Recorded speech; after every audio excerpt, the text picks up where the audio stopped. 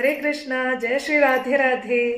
ഇന്ന് അലസതയുള്ള കുട്ടികളെ പഠിപ്പിച്ച് മിടുക്കരാക്കാൻ, അതുപോലെ തന്നെ വിദ്യാ തടസ്സം നേരിട്ടുകൊണ്ട് പലതരത്തിലും വിദ്യാഭ്യാസം മുറിഞ്ഞ് ഒരു തരത്തിലും വിദ്യയിൽ നല്ല രീതിയിൽ മുന്നോട്ട് പോകാൻ സാധിക്കാത്ത ആളുകൾക്ക് അവരുടെ വിദ്യാ വിജയത്തിനായിട്ട് ജപിക്കേണ്ടുന്ന ഒരു മന്ത്രത്തെക്കുറിച്ചാണ് ഇന്ന് പറഞ്ഞുതരാൻ പോണത്. വിദ്യാ രാജഗോപാല മന്ത്രമാണിത്.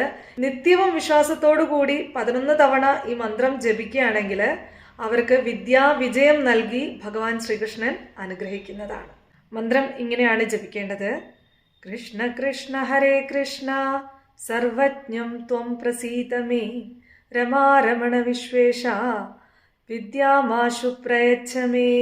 ഹരേ കൃഷ്ണ ജഗത്പദേ ലക്ഷ്മീപതിയെ, നമുക്ക് അവിടുന്ന് വിദ്യ നൽകി നമ്മെ അനുഗ്രഹിച്ചാലും. ഈ മന്ത്രം വിശ്വാസത്തോടു കൂടി ജപിക്കുകയാണെങ്കിൽ ഭഗവാൻ ശ്രീകൃഷ്ണന്റെ കൃപാകടാക്ഷത്തിൽ കൂടി ഏതൊരാൾക്കും വിദ്യയിൽ വിജയം നേടാൻ സാധിക്കുന്നതാണ്.